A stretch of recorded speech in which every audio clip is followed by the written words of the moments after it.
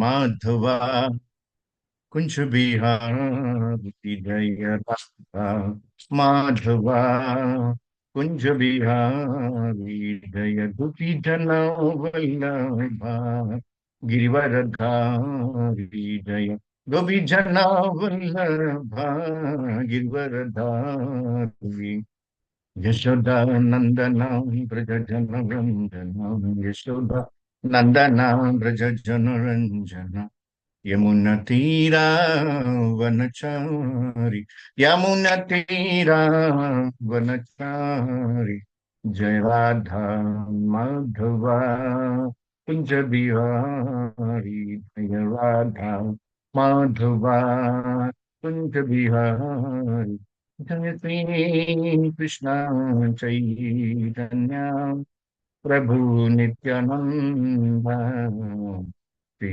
अद्वैत गदाधर श्रीवासादि गौरभक्तवृंद हरे कृष्णा कृष्णा कृष्णा हरे हरे हरे राम हरे राम राम राम हरे हरे जय प्रभु बधा जय प्रभु बधा जय प्रभु बधा शील प्रभु बधा जय गुरुदेवा जय गुरुदेवा जय गुरुदेवा शील गुरुदेवा निताय गुर हरि बोल हरि बोल हरि बोल निताय गुर हरि निताय गौर हरि बोल हरि बोल हरि बोल निताय गौर हरि बोल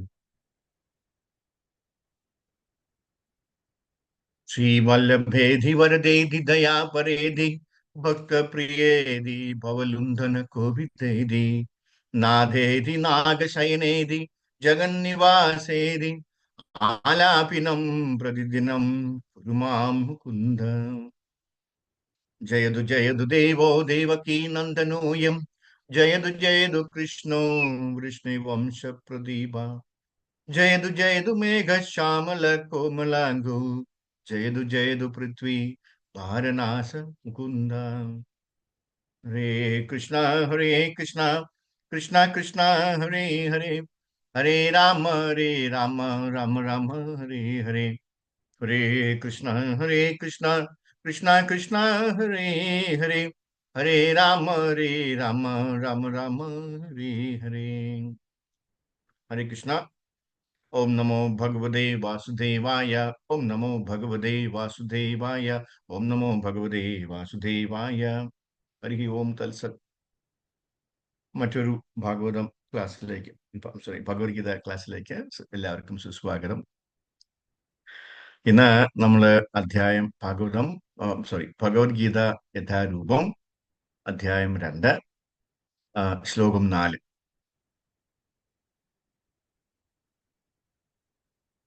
ശ്ലോകം 4 എല്ലാവർക്കും വളരെ പ്രിയപ്പെട്ട ഒരു ശ്ലോകമാണ്.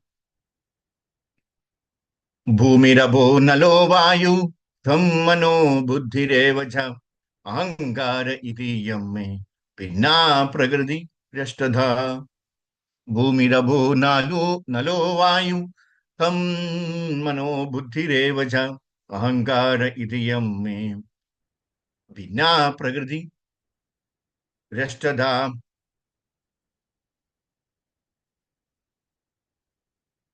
ഭൂമിരഭോ നലോ വായു ഖം മനോ ബുദ്ധിരേവ ച അഹങ്കാര ഇതീയം മേ ഭിന്നാ പ്രകൃതി രഷ്ടധ.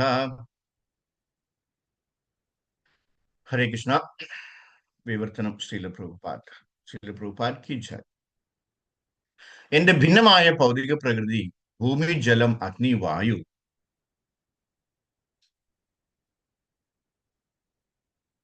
ആകാശം, മനസ്സ്, ബുദ്ധി, മിഥ്യാഹങ്കാരം എന്നിങ്ങനെ 8 അടങ്ങുന്നതാണ്. ഭാവാർത്ഥം ശ്രീല പ്രഭുപാദ് കി ജയ്. ശ്രീല പ്രഭുപാദ് ഇതിന്റെ ഭാവാർത്ഥം വളരെ വിശദീകരിച്ച് എഴുതിയിട്ടുണ്ട്. നമുക്ക് കുറച്ച് വായിക്കാം. ഈശ്വരന്റെ സ്വരൂപത്തെയും അവിടുത്തെ വിവിധ ശക്തികളെയും വികലനം ചെയ്യുന്നതാണ് ജീവശാസ്ത്രം. ഭൗതികത്തെ പ്രകൃതി എന്ന് പറയപ്പെടുന്നു. തന്റെ വിവിധ പുരുഷാവതാരങ്ങളിലെ ഭഗവാൻ ശക്തിയാണ് ഭൗതിക പ്രകൃതി. ഭഗവാന്റെ ശക്തിയാണ് ഭൗതിക പ്രകൃതി. സാത്വത തന്ത്രം ഇങ്ങനെ പറയുന്നു: വിഷ്ണോസ്തു ത്രിണീരുപാണി പുരുഷാഖ്യാനതോ വിദു ഏകം തു മഹദാ സൃഷ്ടു ദ്വിതീയം ഖണ്ഡദാ സംസ്ഥിതം. പ്രപഞ്ച സൃഷ്ടിക്ക് വേണ്ടി കൃഷ്ണന്റെ പൂർണ്ണ രൂപവിതരണം 3 വിഷ്ണു രൂപങ്ങൾ കൈക്കൊള്ളുന്നു. ആദ്യത്തേത് മഹാവിഷ്ണു മഹത്തത്വം എന്ന സമഗ്ര പ്രപഞ്ച ശക്തിയെ സൃഷ്ടിക്കുന്നു. ഓരോ പ്രപഞ്ചത്തിനും വൈവിധ്യം നൽകിക്കൊണ്ട് അവയിലെല്ലാം ഉൾപോകുന്ന ഗർഭോദകശായി വിഷ്ണുവാണ് രണ്ടാമത്തെ മൂർത്തി. മൂന്നാമത്തെ മൂർത്തി ക്ഷീരോദകശായി വിഷ്ണു സർവപ്രപഞ്ച വ്യാപ്തമായ പരമാത്മാവാണ്. അവിടുന്ന് ഓരോ അണുവിലും കുടികൊള്ളുന്നു. വിഷ്ണുവിന്റെ ഈ മൂർത്തിത്രയത്തെ കുറിച്ച് അറിയുന്നവന് ഭൗതിക ബന്ധനങ്ങളിൽ നിന്ന് മുക്തനാകാൻ കഴിയും. ഭഗവത് ശക്തികളിൽ ഒന്നിന്റെ ക്ഷണികമായ ഒരു ആവിർഭാവമാണ് ഈ ഭൗതിക ലോകം. ഇതിന്റെ സകല പ്രവർത്തനങ്ങളും ഭഗവാൻ കൃഷ്ണന്റെ രൂപവിസ്തരണങ്ങളായ ഈ 3 വിഷ്ണുമൂർത്തികളുടെ ആഭിമുഖ്യത്തിലാണ് നടക്കുന്നത്. ഈ മൂർത്തികളെ അവതാരങ്ങൾ എന്ന് പറയും. ദൈവത്തിന്റെ കൃഷ്ണന്റെ ഈ ശാസ്ത്രം ഗ്രഹിക്കാത്തവർ ഈ ലോകം ജീവസത്തകൾക്ക് സുഖിക്കാനുള്ളതാണെന്നും ഇതിന് കാരണഭൂതരും ആസ്വാദകരും അതീശ്വരും ഈ ജീവാത്മാക്കൾ തന്നെയെന്നും അത്രേ പൊതുവെ കരുതുന്നത്.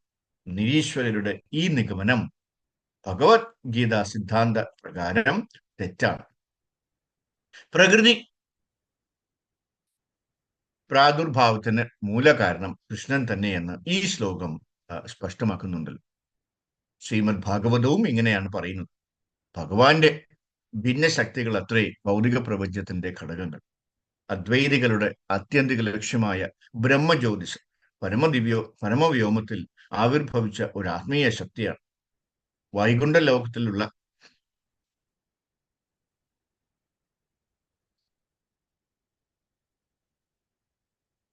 ലോകത്തിലുള്ളതുപോലെ ബ്രഹ്മജ്യോതിസിൽ ആത്മീയ വൈവിധ്യമില്ല. അവ്യക്തിഗതവാദി ആത്യന്തികവും ശാശ്വതവുമായ ലക്ഷ്യമായി ഇതിനെ സ്വീകരിക്കുന്നു. പരമാത്മാവും ക്ഷീരോദകശായി വിഷ്ണുവിന്റെ ക്ഷീണവും സർവവ്യാപ്തവുമായ ഒരു ആവിർഭാവമാണ്. ആധ്യാത്മിക ലോകത്തിൽ ശാശ്വതമായ ഒന്നല്ല പരമാത്മ വിസ്തരണം. അങ്ങനെ യഥാർത്ഥമായ പരമസത്യം ഭഗവാൻ കൃഷ്ണൻ മാത്രമെന്ന് മനസ്സിലാക്കുന്നു. തികഞ്ഞ സർവശക്ത പുരുഷനായ അദ്ദേഹത്തിന് വിഭിന്നങ്ങളായ ഒട്ടേറെ അന്തരശക്തികളുണ്ട്. ഓം അജ്ഞാനത്തിമിരന്തസ്യ ജ്ഞാനാഞ്ജനശലാകയാ ചക്ഷുന്മേലസ്മൈ ശ്രീ ഗുരുവേ നമഃ. നമഃ. ഓം വിഷ്ണുപദായ കൃഷ്ണപ്രസാദ ബുദ്ധലേ ശ്രീമതി സ്വാമിനി നാമിനി നമാചാര്യപതായ ഗുരുതാം തന്നെ രാം തന്നെ. നമഃ. ഓം വിഷ്ണുപദായ കൃഷ്ണപ്രസാദ ബുദ്ധലേ ശ്രീമതി ഭക്തിവേദാന്ത സ്വാമിനി നാമിനി നമസ്തേ സരസ്വതി ദേവി ഗൗരവാണി പ്രചാരിണി നിർവിശ്വശൂന്യ മാറ്റി പാശ്ചാത്യ ദേശധാരിണി. जय श्री कृष्ण चैतन्य प्रभु नित्यानंद श्री अद्वैत गदाधर शिवासादि गौर भक्त वृंद. हरे कृष्ण कृष्ण कृष्ण हरे हरे हरे राम राम राम हरे हरे. ഹരേ കൃഷ്ണ. അപ്പോ ശ്രീല പ്രഭുപാദര് നമ്മൾ വഴിതെറ്റി പോകാതിരിക്കാനും, കാരണം ഏതാണ്ടൊരു 70% ആൾക്കാര് ബ്രഹ്മത്തിൽ ലയിക്കാൻ വേണ്ടിയാണ് ഈ പെടാപ്പാടൊക്കെ ചെയ്യുന്നത്.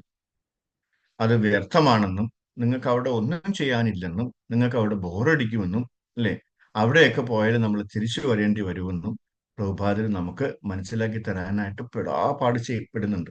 എന്തിനു വേണ്ടിയാ? നമ്മളൊന്നും ആ അബദ്ധത്തിൽ പോയി ചാടാതിരിക്കാനായിട്ട് അല്ലെ. നമ്മളെയൊക്കെ അത്രമാത്രം സ്നേഹമുള്ളത് കൊണ്ടാണ് പ്രഭുപാദർ ഇത് എങ്ങനെയൊക്കെ നമുക്ക് പറഞ്ഞു തരാൻ പറ്റുമോ അങ്ങനെയൊക്കെ ശ്രമിക്കുന്നത് അല്ലെ. അദ്ദേഹത്തിന് ഭയങ്കര ദേഷ്യമാണ് ഈ യുക്തിവാദികളോടും അല്ലെ. നമ്മളെ കുഴയ്ക്കാനായിട്ട് അല്ലെങ്കിൽ നമ്മളെ കുഴി ചാടിക്കാനായിട്ട് നോക്കിയിരിക്കുന്ന ആൾക്കാരാണ് നമ്മൾ ചുറ്റിനും ഇങ്ങനെയുള്ള ആൾക്കാർ, യുക്തിവാദികളും ബ്രഹ്മവാദികളും ഒക്കെ അല്ലെ. കാര്യം എന്താണ്? നമ്മൾ അവരെ പുറകെ പോയി കഴിഞ്ഞാൽ നമ്മളും അവരെ പോലെ ബ്രഹ്മത്തിലൊക്കെ ലയിക്കാനായിട്ട് നമ്മൾ ശ്രമിക്കും. കുത്തിയിരുന്നിങ്ങനെ ജപിച്ചുകൊണ്ടിരിക്കും അല്ലെ. വലിയ കഷ്ടമാണ് അല്ലെ. നമ്മൾ ഇത്രയൊക്കെ കഷ്ടപ്പെട്ടിട്ട് നമ്മൾ എത്തേണ്ടടുത്ത് എത്തുന്നില്ല എന്ന് പറഞ്ഞു കഴിഞ്ഞാൽ നമ്മള് ഗുരുവായൂരേക്ക് ഒരു ടിക്കറ്റ് എടുക്കുക വളരെ ബുദ്ധിമുട്ടാണ് അല്ലെ. ട്രെയിനിൽ ടിക്കറ്റ് കിട്ടുക എന്ന് പറഞ്ഞാൽ വലിയ പാടാണ്. ഗുരുവായൂരേക്ക് കിട്ടിക്കഴിഞ്ഞാൽ ഇപ്പൊ തിരുവനന്തപുരത്തുകാരെ സംബന്ധിച്ചിടത്തോളം ട്രിവാൻഡ്രം ഗുരുവായൂർ അല്ലെ, ഗുരുവായൂർ ഇവിടുന്ന് കയറി ഗുരുവായൂർ ഇറങ്ങാൻ പറ്റിയാൽ ഏറ്റവും ഉചിതം അതാണ്. രാത്രി കിടന്നാൽ രാവിലെ 4 മണിക്കൊക്കെ അവിടെ എത്താം. ഉം. കിടന്നുറങ്ങാം, സുഖമായിട്ട് കിടന്നുറങ്ങാം. അപ്പൊ അത് അങ്ങനെ ഒരു ബെർത്ത് കിട്ടിക്കഴിഞ്ഞാൽ നമുക്ക് വളരെ സന്തോഷമാണ് അല്ലേ. അപ്പോ ബുക്ക് ചെയ്തപ്പോ വെയിറ്റ് ലിസ്റ്റാണ്. വലിയ പാടാണ്, കിട്ടാനായിട്ട് വലിയ പാടാണ്. നമ്മളിങ്ങനെ ഓരോ ദിവസവും മനസ്സുരുകി പ്രാർത്ഥിക്കും, ഗുരുവായൂരപ്പ ഒന്ന് ശരിയാക്കി തരണേ എന്ന് അല്ലേ. ഉം. പിന്നെ ഗുരുവായൂരപ്പൻ വളരെ കഷ്ടപ്പെട്ട് അല്ലേ ഇതെല്ലാം റെഡിയാക്കി തരും. നമുക്ക് ടിക്കറ്റ് കിട്ടി അല്ലേ, നമുക്ക് ഭയങ്കര സന്തോഷമായി, നേരിട്ട് അങ്ങ് പോവാലോ. അവിടെ ചെന്ന് റെയിൽവേ സ്റ്റേഷനിൽ ചെന്നപ്പോ പറയുന്നു, ഈ ട്രെയിൻ ഒരു 2 മണിക്കൂർ ലേറ്റ് ആണ്, നോക്കണേ. എല്ലാം റെഡിയാക്കി അവിടെ ചെന്നപ്പോ അങ്ങനെയാണ് പറയുന്നത്. 2 മണിക്കൂർ ലേറ്റ് എന്ന് പറഞ്ഞ ട്രെയിൻ വന്നത് 3 മണിക്കൂർ ശേഷമാണ്. സാധാരണ എങ്ങനെയാണല്ലോ അല്ലേ, റെയിൽവേക്കാർ അങ്ങനെ നമ്മൾ പറ്റിക്കും. 3 മണിക്കൂർ ശേഷമാണ് വന്നത് അല്ലേ. അതിങ്ങനെ അവിടെ ഇവിടെ ഈ ലേറ്റ് ആവുന്ന ട്രെയിനുകളെല്ലാം പിടിച്ച് പിടിച്ച് അവിടെ ഇവിടെ ഇട്ടു, കാരണം ബാക്കി എല്ലാത്തിനും കടത്തി വിടാനായിട്ട് അല്ലേ. അപ്പൊ എവിടെയെല്ലാം ക്രോസിംഗ് ഉണ്ടോ അവിടെയെല്ലാം നമ്മൾ കിടക്കേണ്ടി വരും. അങ്ങനെ രാവിലെ 3 മണിക്ക് എത്തേണ്ട ട്രെയിൻ അവിടെ എത്തിയത് 7-7:30 അല്ലേ. നോക്കൂ, എന്ത് കഷ്ടപ്പെട്ടിട്ടാണ് നമ്മൾ, വളരെ കഷ്ടപ്പെട്ടാണ് അവിടെ എത്തിയത് അല്ലേ. അവിടെ ചെന്നപ്പോഴോ ഭയങ്കര ക്യൂ. അപ്പൊ നമ്മളെ ലക്ഷ്യത്തിലേക്ക് കറക്റ്റായിട്ട് എത്തുന്നുണ്ടോ? ഇല്ല. കാര്യം നമ്മൾ മറ്റു പലരും നമ്മളെ വഴിതെറ്റി വിട്ടുകൊണ്ടിരിക്കുക അല്ലേ, റെയിൽവേക്കാരെ പോലെ. മറ്റു പലരും നമ്മളെ അല്ലേ, നമ്മുടെ പോവേണ്ട ഡെസ്റ്റിനേഷനിലേക്ക് പോവാതെ വേറെ വഴിക്ക് ഇങ്ങനെ വിട്ടുകൊണ്ടിരിക്കും. നമ്മളിങ്ങനെ അവിടെ പോയി ക്യൂ നിൽക്കേണ്ടി വരും പിന്നെ അല്ലേ. ഏതാണ്ട് 4-5 മണിക്കൂർ അവിടെ ക്യൂ നിൽക്കേണ്ടി വരും, കാരണം സമയത്ത് എത്തിയില്ല. ഇങ്ങനെയൊക്കെയുള്ള ബുദ്ധിമുട്ടുകൾ നമുക്ക് വരാതിരിക്കാനാണ് പ്രഭുപാദർ ഇങ്ങനെ നമ്മളെ ഇങ്ങനെ ഓരോ നിമിഷവും പറഞ്ഞ് മനസ്സിലാക്കിക്കൊണ്ടിരിക്കുന്നത്. ഇതിന്റെ ഒന്നും പുറകെ പോരുത് എന്റെ കുഞ്ഞുങ്ങളെ, നിങ്ങൾ രക്ഷപ്പെടണം എന്നൊക്കെ വിചാരിച്ചു. അത്രയ്ക്കും സ്നേഹമാണ് നമ്മളോട് എന്താണ് പ്രഭുപാദർക്ക്. അപ്പോ അതാണ് ഇതിന്റെ ഇന്നത്തെ ചുരുക്കം, കുറച്ചുകൂടെ ചുരുക്കി പറഞ്ഞാൽ. അപ്പൊ നമുക്കത് എന്താണെന്ന് നമുക്ക് നോക്കാം. ഹരേ കൃഷ്ണ.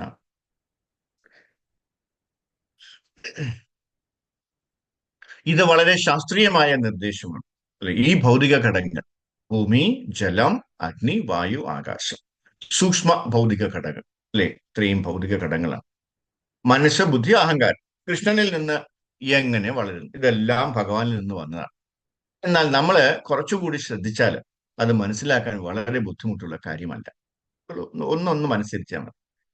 നമ്മളൊരു ചെറിയ വിത്ത് അല്ലെ നിലത്ത് വിതയ്ക്കുന്നത് പോലെ നമ്മൾ ഭൂമിയിൽ ഇങ്ങനെ കുഴിച്ചിടുകയാണെന്ന് വെച്ചു, ഒരു ആൽമരം പോലെ ക്രമേണ ആ വിത്ത് വളരെ വലിയ ആൽമരമായി മാറും. അതുകൊണ്ട് ദ്രവ്യം ജീവനുള്ള ഊർജം ഉൽപ്പാദിപ്പിക്കുന്നത് ജീവശക്തിയിൽ നിന്നാണ് യഥാർത്ഥം ഉൽപ്പാദിക്കപ്പെടുന്നത്. അതാണ് വസ്തുത അല്ലേ. അപ്പൊ ആ വിത്തിനകത്ത് ഭഗവാന്റെ ജീവൻ ഉണ്ടായിരുന്നു, ഭഗവാൻ കൊടുത്ത ബീജമുണ്ടായിരുന്നു അല്ലേ. ആ ശക്തി കൊണ്ടാണ് ഇത് വളർന്ന് ആൽമരം പോലെ ആയത്, ആൽമരമായത് അല്ലേ. അപ്പൊ ഒരു ചെറിയൊരു വിത്തിൽ നിന്നാണ്, ഒരു ചെറിയ സീഡിൽ നിന്നാണ് ഇത്രയും വലിയ ഒരു എന്താണ് ആൽമരം വന്നത്. ഭൗതിക ഊർജത്തിന്റെ വിവരണം ഇതാണ്. ഭൂമിരഭൂ നലോ വായു ഇപ്പോ എന്ന് പറയുന്നു അല്ലെ. പക്ഷെ അടുത്ത ശ്ലോകത്തില് അപരേയം എന്നും പറയുന്നുണ്ട്. ഈ ഭൗതിക ഊർജങ്ങളെല്ലാം അവ നിലവാരം കുറഞ്ഞതാണെന്ന് വ്യക്തമായി പറയുന്നുണ്ട്. ഈ നിലവാരമില്ലാത്ത ഭൗതിക ഘടകങ്ങൾ കൂടാതെ മറ്റൊരു പ്രകൃതിയുണ്ട്, അല്ലെങ്കിൽ പ്രകൃതി ജീവഭൂതം, അത് ജീവാത്മാവ് മഹാബാഹു. എന്താണ് മഹാബാഹു? യേദം ധൈര്യ ദേ ജഗത്. പ്രായോഗികമായി ആത്മീയ ഊർജം ഈ പ്രപഞ്ചിക പ്രകടനത്തെ നിലനിർത്തുന്നു, ഭൗതിക ഊർജമല്ല. നിർഭാഗ്യവശാൽ ഭൗതിക ശാസ്ത്രജ്ഞന്മാർക്ക് ഇത് മനസ്സിലാകുന്നത്. കൂടാതെ ദ്രവ്യത്തിൽ നിന്ന് ആത്മീയ ഊർജം വളരുന്നു എന്ന് അവർ വ്യത്യസ്ത സിദ്ധാന്തങ്ങൾ സ്ഥാപിക്കുന്നു അല്ലേ. അത് വാസ്തവമാണോ? അല്ല, അത് വാസ്തവമേ അല്ല എന്ന് നമ്മൾ മനസ്സിലാക്കി. പ്രായോഗിക ഉദാഹരണം അല്ലെ. ഇപ്പോ ഒരു ഉദാഹരണം പ്രഭുപാദര് പറയുന്നുണ്ട്. എന്താണ് പറയുന്നത് അവിടെ? ഈ ശരീരം, നമ്മുടെ ഈ ശരീരം അല്ലെ, ഈ ശരീരം ഉൽപ്പാദിപ്പിക്കുന്ന അമ്മയുടെ ഗർഭപാത്രത്തില് ജീവജാലം ഉണ്ടാകുമ്പോഴാണ്. അമ്മയുടെ ഗർഭപാത്രത്തിനുള്ളിൽ പിതാവിന്റെ സെമനിലൂടെയാണ് ജീവജാലം കുത്തിവയ്ക്കുന്നത് അല്ലെ. കർമ്മണ ദൈവ നേത്രേണ ജന്തുർ ഗ്രഹോപത്തെ, ശ്രീമദ് ഭാഗവത്തിൽ പറയുന്നുണ്ട്. ദേഹോപത്തായി നമ്മുടെ കർമ്മം അനുസരിച്ച് നാം ഒരു പ്രത്യേക തരം പിതാവിന്റെ സെമനിൽ ഉൾപ്പെടുത്തപ്പെടും. കൂടാതെ അമ്മയുടെ ഗർഭപാത്രത്തിനുള്ളിൽ ജീവാത്മാവ് കുത്തിവയ്ക്കപ്പെടുന്നു. അതിനാൽ ഇവ ഭൗതിക പ്രകൃതിയുടെ അല്ലെങ്കിൽ ദൈവത്തിന് വളരെ സൂക്ഷ്മമായ നിയമങ്ങളുണ്ട്, നമുക്കത് അറിയില്ല. അപ്പോൾ ഈ ഭൗതിക പ്രകൃതി നമ്മളെ ഇങ്ങനെ നിയന്ത്രിച്ചുകൊണ്ടിരിക്കുകയാണ്, അല്ലേ? അവരെ ഏൽപ്പിച്ചിരിക്കുകയാണ് നമ്മുടെ ഓരോ ചെവികളും നിരീക്ഷിക്കാനായിട്ട്. അതിനനുസരിച്ച് നമുക്ക് നമ്മുടെ കർമ്മം അനുസരിച്ച് നമുക്ക് തരേണ്ടതെല്ലാം തരുന്നതുമാരാണ് കർമ്മ ആ, ഭൗതിക പ്രകൃതിയാണ്. അതിനാൽ നമ്മൾ പാപപൂർണമായ ജീവിതം ചെയ്യും. പാപകരമായ ജീവിതം എന്നാൽ ദൈവരാഹിത്യം, അല്ലേ? അപ്പൊ എവിടെയെല്ലാം ഭഗവാൻ ഇല്ലയോ, ഭഗവാൻ ഇല്ല, ഈശ്വരൻ ഇല്ലയോ, കൃഷ്ണൻ ഇല്ലയോ, അതെല്ലാം എന്താണ്? അതാണ് പാപരാഹിത്യം, പാപമാണ്, അല്ലെ? പാപജീവിതമാണ് നമ്മൾ നയിക്കുന്നതെന്ന് അർത്ഥം. ദൈവരാഹിത്യം അതും ഭഗവത്ഗീതയിൽ വിവരിച്ചിരിക്കുന്നു. നമാം ദുഷ്കൃതോ മൂഢ, 7-ാമത്തെ അധ്യായത്തിൽ പറയുന്നുണ്ട്. ദുഷ്കൃതൻ, അവൻ എപ്പോഴും പാപപ്രവൃത്തികളിൽ ഏർപ്പെട്ടിരിക്കുന്നതിനാൽ പ്രകൃതിയുടെ നിയമങ്ങളെ കുറിച്ചോ ദൈവനിയമങ്ങളെ കുറിച്ചോ യാതൊരു അറിവും കൂടാതെ, അല്ലെ, മൂഢനായിട്ട്, മണ്ടനായിട്ട്, നികൃഷ്ടനായിട്ട്, അജ്ഞനായിട്ട്, അല്ലെ, അറിയില്ല, ഇതിനെക്കുറിച്ചൊന്നും അറിയില്ല. നമാം ദുഷ്കൃതിനോ മൂഢ ത്രിപുത്യേ നരാധമ. നരാധമ എന്ന് പറയാം, അല്ലെ? നരാധമ, മനുഷ്യരൂപത്തിലുള്ള ജീവിതത്തിൽ നര അധമ. ദൈവത്തിന്റെയും പ്രകൃതിയുടെയും ഈ നിയമങ്ങളെല്ലാം മനസ്സിലാക്കാനോ അറിയാനോ അവസരമുണ്ട്. ഇത് ബുദ്ധിമുട്ടുള്ള കാര്യമല്ല. എല്ലാ സാഹിത്യത്തിലും വേദസാഹിത്യത്തിലും എല്ലാം വിവരിച്ചിരിക്കുന്നു. എന്താണ്? ഭഗവാനെ കുറിച്ച് വിവരിച്ചിരിക്കുന്നു, ഭഗവാനെ നമ്മളുമായിട്ടുള്ള ബന്ധം എന്താണെന്ന് വിവരിച്ചിരിക്കുന്നു, അല്ലെ? നമ്മൾ എന്താണ് ചെയ്യേണ്ടത്, എല്ലാ കാര്യവും വളരെ വിശദമായിട്ട് ഈ വേദസാഹിത്യങ്ങളിൽ എല്ലാത്തിലും ഉണ്ട്. അല്ലെ? അപ്പൊ നമ്മൾ അത് വായിച്ചറിയണം. ഒരു ജീവി, ഒരു ഭൗതിക ശരീരം എങ്ങനെ വികസിക്കുന്നു? കർമ്മണ ദൈവ നേത്രേണ ജന്തുർദേഹോപത്തായ. ഒരു ജീവാത്മാവ് തന്റെ ഭൗതിക ശരീരം എങ്ങനെ വികസിപ്പിക്കുന്നു, അത് ശ്രീമദ് ഭാഗവതത്തിൽ വിവരിച്ചിരിക്കുന്നു. അതിനാല് നമുക്കത് പഠിക്കാൻ പറ്റും. അപ്പോൾ നമുക്ക് വിവിധ ശരീരങ്ങളുടെ ശാസ്ത്രം മനസ്സിലാക്കാം. എത്ര തരത്തിലുള്ള ശരീരമാണുള്ളത്? 84 ലക്ഷം, അല്ലെ, ഇനം ശരീരങ്ങളുണ്ട്. അതിനാല് എല്ലാ അറിവും എവിടെയുണ്ട്? ആ ശാസ്ത്രങ്ങളിലുണ്ട്. ഏത് ശാസ്ത്രം? ഭഗവത്ഗീത, ഭാഗവതം പോലുള്ള ശാസ്ത്രങ്ങളിലുണ്ട്, വേദശാസ്ത്രങ്ങളിലുണ്ട്. ഇവിടെയും അത് തന്നെയാണ്. പരമപുരുഷനായ ഭഗവാൻ കൃഷ്ണൻ ഈ ഭൗതിക ഊർജങ്ങളെല്ലാം, ഈ ഭൗതിക ഘടകങ്ങളെല്ലാം ഭൂമി റബോ നലോ വായു ഖം മനു ബുദ്ധി ഏവച്ച, അവർ എന്റെ ഊർജങ്ങളാണ്. അതിനാൽ അമ്മയുടെ ഗർഭപാത്രത്തിൽ പ്രവേശിക്കപ്പെട്ട ഉടൻ തന്നെ നമ്മുടെ ഊർജത്താൽ ഈ ശരീരം ഉൽപ്പാദിപ്പിക്കുമ്പോൾ നാം നമ്മുടെ ശരീരം വികസിപ്പിക്കും. അതിനാൽ ഇത് ഒരു വസ്തുതയാണ്, അല്ലെ? ഒരു കുട്ടി ഇപ്പോ ജനിച്ചു കഴിഞ്ഞാൽ ശരീരം വളരാത്തതുപോലെ ആത്മാവ് ഇപ്പോൾ ശരീരത്തിൽ നിന്ന് പോയിരിക്കുന്നു. അതുകൊണ്ട് അത് ദ്രവ്യം വളരുന്നതിന്റെ അടിസ്ഥാന തത്വം ആത്മാവാണ് എന്നാണ് നിഗമനം. ലക്ഷണങ്ങൾ എന്താണ്? ഒരു ആൽമരത്തിന്റെ വിത്തിൽ നിന്ന് ഒരു വലിയ മരം വളരുന്നത് പോലെ നമുക്ക് നിരവധി ഉദാഹരണങ്ങൾ ലഭിച്ചിട്ടുണ്ട്. ഭഗവാൻ കൃഷ്ണൻ പറയുന്നു ബീജം മാം സർവഭൂതാനാം. അപ്പൊ ഇതിന്റെയൊക്കെ ബീജം തരുന്ന ആരാണ്? ഭഗവാൻ കൃഷ്ണനാണ്, അല്ലെ? ഈ അധ്യായത്തിൽ 10-ാമത്തെ ശ്ലോകത്തിൽ പറയാം, ഞാൻ ബീജമാണ്, ഞാൻ വിത്താണ്, ഞാനാണ് വിത്ത്, താൻ വിത്താണെന്ന്, അല്ലെ, ഭഗവാൻ എന്താണ് പറയുക.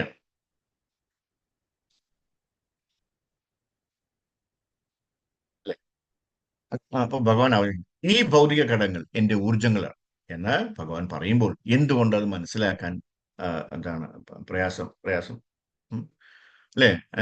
അപ്പോ ഈ ഭൗതിക ശരീരം പോലെ അത് എന്റെ ഊർജത്തിൽ നിന്നാണ് വളരുന്നത്. ഞാൻ ഒരു ശിഥിലമായ ആത്മീയ തീപ്പൊരിയാണ്, പരമാത്മാവിന്റെ ഭാഗവും, അല്ലെ? പക്ഷെ വളരെ വളരെ ചെറുതാണ്. വൈദിക സാഹിത്യങ്ങളിലും ആ ചെറുത്വം വിവരിച്ചിരിക്കുന്നു. അപ്പോൾ നമ്മൾ എല്ലാവരും എന്താണ്? ഈ ശരീരമല്ല, ആത്മാവാണ് എന്നാണ് ഇവിടെ പറയുന്നത്, അല്ലെ? ആ ആത്മാവിന്റെ സൈസോ, അല്ലെ, അതിനുള്ളിൽ, നമ്മുടെ ഉള്ളിലൊക്കെ ഇരിക്കുന്ന ആ തേജസ് അല്ലെങ്കിൽ ആത്മാവ്, അതിന്റെ സൈസ് എന്താണ്? കേശാഗ്ര സദാഭാഗസ്യ, അല്ലെ, ശതാംശ സദൃശ്യാത്മക ജീവ സൂക്ഷ്മ സ്വരൂപോയം സാഖ്യായിരോ ഹി ചിത്ത, അല്ലെ, എന്നാണ് ചൈതന്യ ചരിതാമൃതത്തിൽ പറയുന്നുണ്ട് ഇതിനെക്കുറിച്ച്, അല്ലെ? ജീവന്റെ മാനം അവിടെയാണ്. ആത്മാവിന് രൂപമില്ല, ദൈവത്തിന് രൂപമില്ല എന്നത് തെറ്റായ സിദ്ധാന്തമാണ്, അല്ലെ? അതൊക്കെയാണ് നമ്മൾ പഠിപ്പിക്കുന്നത്, അല്ലെ, മറ്റുള്ളവരൊക്കെ പഠിപ്പിക്കുന്നത്. ദൈവത്തിന് രൂപമുണ്ട്, ആത്മാവിന് രൂപമുണ്ട്. നിത്യോ നിത്യാനാം ചേതനശ്ചേതനാനാം, അല്ലെ, കഠോപനിഷത്തിൽ പറയുന്നത്. ഇവയാണ് വേദവിവരങ്ങൾ. നമ്മിൽ ഓരോരുത്തർക്കും രൂപം ലഭിച്ചിട്ടുണ്ട്. എന്നാൽ രൂപം വളരെ ചെറുതും സൂക്ഷ്മവുമാണ്. ഈ സ്ഥൂല ഭൗതിക കണ്ണുകൾ കൊണ്ട് നമുക്ക് കാണാൻ കഴിയില്ല ആത്മാവിന്റെ രൂപം. അതിനാൽ രൂപത്തെക്കുറിച്ചുള്ള വൈദിക സാഹിത്യത്തിൽ നിന്ന് വിവരങ്ങൾ എടുക്കണം. ശ്രുതി കാര്യങ്ങൾ ഇന്നത്തെ കാലഘട്ടത്തിൽ എന്ന പോലെ നമ്മൾ പലതും കേവലം കേട്ടുകൊണ്ട് സ്വീകരിക്കുന്നു. ഇക്കൂട്ടർ ചന്ദ്രഗ്രഹത്തിലേക്ക് പോകുന്നുവെന്ന് പരസ്യം ചെയ്യുന്നത് പോലെ നമ്മള് ചന്ദ്രഗ്രഹത്തിലേക്ക്, അല്ലെ, പോയിട്ടുണ്ടോ ഇല്ലയോ? നമ്മൾ പത്രത്തിൽ നിന്ന് കേൾക്കുകയും വിശ്വസിക്കുകയും ചെയ്യും, അത്രയേ ഉള്ളൂ. അതിനാൽ ഇതിന് പരീക്ഷണം ആവശ്യമില്ല. ആധികാരിക ഉറവിടത്തിൽ നിന്ന് നമ്മൾ കേൾക്കുകയാണെങ്കിൽ നമ്മളത് വസ്തുതയായി അംഗീകരിക്കണം. എല്ലാ സന്ദർഭങ്ങളിലും നമ്മളെ ഇന്ദ്രിയങ്ങളെ നേരിട്ട് ഉപയോഗിക്കണമെന്നല്ല. അതിനാൽ കേൾവി വളരെ പ്രധാനപ്പെട്ട കാര്യമാണ്. വേദങ്ങളെ ശ്രുതികൾ എന്ന് വിളിക്കുന്നു. ശ്രുതി എന്നാൽ വേദങ്ങളിൽ നിന്നുള്ള അറിവ്, ശ്രവണം. ശ്രോത്രേണ കേട്ടുകൊണ്ട്, ശ്രവണം വഴി ലഭിക്കുന്നത്. കേൾവിയും നമുക്ക് ധാരാളം അറിവുകൾ ലഭിക്കുന്നു. ഇവിടെ നാം ഭഗവത്ഗീതയിൽ നിന്ന് സംസാരിക്കുന്നത് പോലെ നമ്മൾ കേൾക്കുന്നു. കേട്ടാൽ അറിവ് കൂടുമെന്ന് നമ്മൾ കരുതുന്നില്ലെങ്കിൽ പിന്നെ എന്തിനാണ് ഇത്രയും ബുദ്ധിമുട്ടുന്നത്, അല്ലെ? അതിനാൽ കേൾവി വളരെ പ്രധാനമാണ്. വേറെ സമ്പ്രദായം അനുസരിച്ച് 3 തരത്തിലുള്ള തെളിവുണ്ട്. എന്തൊക്കെയാണ്? 1 ശ്രുതി, 2 പ്രത്യക്ഷം, അല്ലെ? പിന്നെ അനുമാനം. ശ്രുതി, പിന്നെ പ്രത്യക്ഷം, അനുമാനം. ശ്രുതി, പ്രത്യക്ഷ, അനുമാനം. ഈ പ്രത്യക്ഷ അത് യഥാർത്ഥത്തിൽ സംഭവിക്കുന്നു. നമ്മൾ കാണുന്നത് പോലെ നേരിട്ട് നമ്മൾ സൂര്യഗ്രഹത്തെ കാണുന്നു, അല്ലെ? സൂര്യനെ കാണുന്നു. പക്ഷേ നമ്മൾ കാണുന്നത് ഒരു ഡിസ്ക് പോലെയാണ്. എന്നാൽ യഥാർത്ഥത്തിൽ അത് സൂര്യനേക്കാൾ 10,000 മടങ്ങ് വലുതാണ്. അതിനാൽ സൂര്യന്റെ ശരീരം വളരെ വലുതാണെന്ന് വിദഗ്ധ ജ്യോതിശാസ്ത്രത്തിൽ നിന്ന് കേൾക്കുന്നതിലൂടെ നമുക്ക് ഈ അറിവ് ലഭിക്കും. അതുകൊണ്ട് ശ്രുതി വളരെ പ്രധാനം. അതായത് അറിവുള്ളവരിൽ നിന്ന് നമ്മളത് കേട്ട് മനസ്സിലാക്കണമെന്നാണ്. എല്ലാം നമ്മൾ കണ്ട് തൊട്ട്, അല്ലെ, അനുഭവിച്ചാലേ അറിയുള്ളൂ എന്ന് പറഞ്ഞു കഴിഞ്ഞാൽ വലിയ കഷ്ടമായിരിക്കും. ഇപ്പൊ നമ്മൾ എന്ത് ചെയ്യണം? അറിവുള്ള ആൾക്കാരിൽ നിന്ന്, അല്ലെ, ഇവിടെ ഇപ്പൊ ശാസ്ത്രജ്ഞന്മാർ നമുക്ക് പറഞ്ഞു തരുമ്പോൾ നമ്മൾ അത് കേൾക്കണം. നമ്മുടെ ശ്രുതികളിൽ അല്ലെങ്കിൽ നമ്മുടെ എന്താണ് വേദശാസ്ത്രങ്ങളിലുള്ളപ്പോ, അല്ലെ, നമ്മൾ ആചാര്യന്മാർ പറഞ്ഞു തരുമ്പോൾ നമ്മൾ അത് കേൾക്കും, അല്ലെ? അപ്പൊ അതുകൊണ്ട് ശ്രുതി വളരെ പ്രധാനപ്പെട്ട ഒന്നാണ്. അതിനാൽ കൃത്യമായ അറിവും കൃത്യമായ വിവരങ്ങളും നമ്മൾ വേദങ്ങളിൽ നിന്ന് കേൾക്കുകയും കൃത്യമായ അറിവ് നേടുകയും ചെയ്യുന്നതാണ് നമ്മുടെ വേദ സമ്പ്രദായം. നമുക്കത് മാറ്റാൻ കഴിയില്ല. വേദങ്ങളുടെ രചനകളായ ശ്രുതി പ്രമാണത്തിന് നാം വളരെയധികം പ്രാധാന്യം നൽകുന്നു. ശ്രുതി പ്രമാണം, ശ്രവണത്തിന്റെ തെളിവ്, വേദങ്ങൾ. അതിനാൽ ഇവിടെ നാം പരമപുരുഷനായ കൃഷ്ണനിൽ നിന്ന് കേൾക്കുന്നു. പദാർത്ഥം ആത്മാവിന്റെ ഊർജത്തിൽ നിന്നാണ് വരുന്നത്. ഇതൊരു വസ്തുതയാണ്.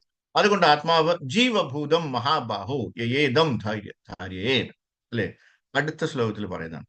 ഭൗതിക ഘടകങ്ങളായ അപാരയേക്കാൾ ആത്മാവിന് കൂടുതൽ പ്രാധാന്യം നൽകിയിട്ടുണ്ട്.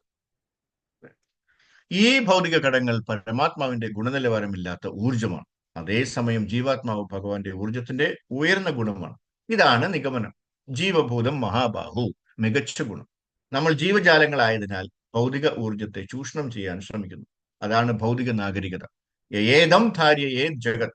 ഈ ഭൗതിക ലോകം അർത്ഥമാക്കുന്നത് ഉയർന്ന ഊർജം, ജീവനുള്ള അസ്തിത്വം. ഭൗതിക ഊർജത്തിന്മേൽ അതിനെ ഭരിക്കാൻ ശ്രമിക്കുന്നു എന്നാണ്. അത്രയേ ഉള്ളൂ. ഇതാണ് ഭൗതിക ഊർജം. അല്ലെങ്കിൽ ലോകം എല്ലാവരും നമുക്ക് നമ്മുടെ കഴിവിനനുസരിച്ച്, അല്ലെങ്കിൽ മൃഗങ്ങളായാലും, അല്ലെ, അവയും മൃഗങ്ങൾ എന്ത് ചെയ്യുന്നു? അവരും വീടുണ്ടാക്കുന്നുണ്ട്. പക്ഷിയും, അല്ലെ, മരത്തിൽ കൂടൊരുക്കുന്നു. അത് നമുക്ക് ചെയ്യാൻ കഴിയില്ല. അവ നിർമ്മിക്കുന്നതിന് അവർ വളരെ വിദഗ്ധരാണ്, അല്ലെ? ഇന്നലെ നമ്മൾ ഇവിടെ കണ്ടുകൊണ്ടിരിക്കുക, നമ്മളെ ഫ്ലാറ്റിന് തൊട്ടപ്പുറത്ത് ഒരു ചെറിയൊരു എന്താ പറയാ, ഒരു സ്പേസ് ഉണ്ട്. ആ സ്പേസിനകത്ത് ഒരു ഒരു ഒരു പ്രാവ് പോയിട്ട് ഓരോ എന്താണ് ഈ ചുള്ളിക്കമ്പായിട്ട് എടുത്തുകൊണ്ട് വന്ന് വളരെ കാര്യമായിട്ട് അത് തേച്ച് ഉരച്ച് അതിന്റെ കറക്റ്റായിട്ട് സൈസൊക്കെ ആക്കി അവരത് കൂടുണ്ടാക്കി വെക്കണം. ഞാനത് മുഴുവൻ കണ്ടുകൊണ്ടിരിക്കുവായിരുന്നു. അപ്പോ ഒരു ഒരു ഒരു ഒരു ഒരു ഒരു ഒരു പ്രാവാണ് അത് ചെയ്യുന്നത്, അല്ലെ? ഇവിടെ ഇഷ്ടം പോലെ പ്രാവുണ്ട്. ആ പ്രാവ് ഇങ്ങനെ കൂടുകയാണ് മുട്ടയിടാനായിട്ട്, അല്ലെ? കൂട് റെഡിയാക്കുകയാണ്. എന്ത് മനോഹരമായിട്ടാണ് അത് ചെയ്യുന്നതെന്ന് അറിയാം, അല്ലെ? അവര് സിവിൽ എഞ്ചിനീയറിംഗ് പഠിച്ചിട്ടില്ല, പക്ഷെ അവർക്ക് എങ്ങനെയോ ഭഗവാൻ അതിനുള്ള കഴിവ് കൊടുത്തിട്ടുണ്ട്, അല്ലെ? അത് ഓരോ സ്ഥലത്തും പോയി ഓരോന്ന് എടുത്തുകൊണ്ട് വരണതാണ്. എന്ത് രസമായിട്ടാണെന്നറിയോ? അത് കണ്ടുകൊണ്ടിരുന്നാൽ നല്ല രസമാണ്. നമുക്കത് പറ്റത്തില്ല, നമ്മളെ കൊണ്ട് പറ്റത്തില്ല അങ്ങനെ ചെയ്യാനായിട്ട്, അല്ലെ? പക്ഷെ അത് ഓരോന്നായിട്ട് കറക്റ്റായിട്ട് അത് വെച്ച് ഇരിക്കാനുള്ള നല്ല ഇരിപ്പിടമൊക്കെ ഉണ്ടാക്കി നല്ല രസമായിട്ട്, അല്ലെ, അത് ഭംഗിയായിട്ട് അത് പൊതിഞ്ഞു വയ്ക്കും, അല്ലെ? എന്നിട്ട് വീണ്ടും പോയി ഒരെണ്ണം തപ്പിപ്പിടിച്ച്, എവിടെയോ ഒരു ഗ്യാപ്പ് ഉണ്ട്, അത് തപ്പിപ്പിടിച്ച് അതിനനുസരിച്ച് അത് ഒടിച്ച് റെഡിയാക്കി ചുണ്ടുകൊണ്ടൊക്കെ ഒടിക്കുന്നത് കാണാൻ എന്ത് രസമാണെന്നറിയും. ഒരു കലയാണ്. അവർക്കൊക്കെ ഇത് എവിടെ നിന്ന് കിട്ടി ഈ സിദ്ധി? ഈ സിവിൽ എഞ്ചിനീയറിംഗ് ഒക്കെ അവരെവിടെയാ പഠിച്ചത് എന്ന് നമുക്ക്, അല്ലെ, തോന്നും. ഭഗവാൻ അതെല്ലാം അവർക്ക് വേണ്ടതെല്ലാം കൊടുക്കുന്നുണ്ട്. അവരുടെ എല്ലാ ജ്ഞാനവും, അവർക്ക് വേണ്ട കാര്യങ്ങളെല്ലാം ഭഗവാൻ അത് കൊടുക്കുന്നുണ്ട് അവർക്ക്, അല്ലെ? പക്ഷേ ഈ മരത്തിൽ കൂടെടുക്കുന്നു. അത് നമുക്ക് ചെയ്യാൻ കഴിയില്ല. അവ നിർമ്മിക്കുന്നതിൽ അവർ വളരെ വിദഗ്ധരാണ്. അതിനാൽ ബുദ്ധിയുടെ അടിസ്ഥാനത്തിൽ പക്ഷിയോ മൃഗമോ പ്രാണിയോ മനുഷ്യനോ അർദ്ധദേവനോ ആയി ഭൗതിക വിവരങ്ങൾ ചൂഷണം ചെയ്യാൻ നമ്മള് ശ്രമിക്കുന്നു. എത്രയോ, അല്ലെ? 84 ലക്ഷം ഇനം ജീവരൂപങ്ങളുണ്ട്. എല്ലാവരും ശ്രമിക്കുന്നു. മനഃഷ്ഠാനി ഇന്ദ്രിയാണി പ്രകൃതിസ്ഥാനി കർഷതി. കൃഷ്ണൻ വിശദീകരിച്ചത് ഈ ജീവികൾ അവ എന്റെ ഭാഗവും, അല്ലെ, പാർട്ട് ആൻഡ് പാഴ്സലാണ്, ഭാഗമാണ്, അംശമാണ്. കാരണം ഭാഗവും അംശവും നമുക്ക് ഒരേ ഗുണമാണ് ലഭിച്ചത്. ഈ വലിയ ഭീമാകാരമായ പ്രപഞ്ചം ദൈവം സൃഷ്ടിച്ചതുപോലെ ഒരു പ്രപഞ്ചം മാത്രമല്ല, അനേക കോടി ട്രില്യൺ കണക്കിനാണ് പ്രപഞ്ചങ്ങളുള്ളത്, അല്ലെ. നമ്മൾ വിചാരിക്കും ആകെപ്പാടെ ഇത്രയും നമ്മൾ കാണുന്നത് നമ്മൾ പഠിച്ചിട്ട് മാത്രമേ ഉള്ളൂ, അല്ലെ. പക്ഷെ അങ്ങനെയല്ല, ട്രില്യൺ കണക്കിനാണ് ഗ്രഹങ്ങളുള്ളത്. അത് ഒരൊറ്റ ശാസ്ത്രജ്ഞനും ഇതുവരെ പറഞ്ഞിട്ടില്ല എത്രയുണ്ടെന്നൊക്കെ. യശ് പ്രഭാ പ്രഭവതോ ജഗദന്ത കൂടി. ജഗദന്ത കൂടി അവന്റെ ബ്രഹ്മജ്യോതിയുടെ, അല്ലെ, ഭഗവാന്റെ ബ്രഹ്മജ്യോതിയുടെ വികാസത്താൽ ബ്രഹ്മജ്യോതിക്കുള്ളിൽ എണ്ണമറ്റ പ്രപഞ്ചങ്ങളുണ്ട്. ഓരോ പ്രപഞ്ചത്തിലും എണ്ണമറ്റ ഗ്രഹങ്ങളുണ്ട്. യശ് പ്രഭാ പ്രഭവതോ ജഗദന്ത കൂടി. മനുഷ്യന് ലിമിറ്റേഷൻസ് ഉണ്ടെന്ന് പറഞ്ഞാൽ ആരും വിശ്വസിക്കില്ല, അല്ലെ. ഈ എവരൊക്കെ ശാസ്ത്രജ്ഞന്മാരൊക്കെ ഈ മറ്റുള്ള ഗ്രഹങ്ങളിലേക്ക് ഒരിക്കലും എത്താൻ പറ്റില്ല.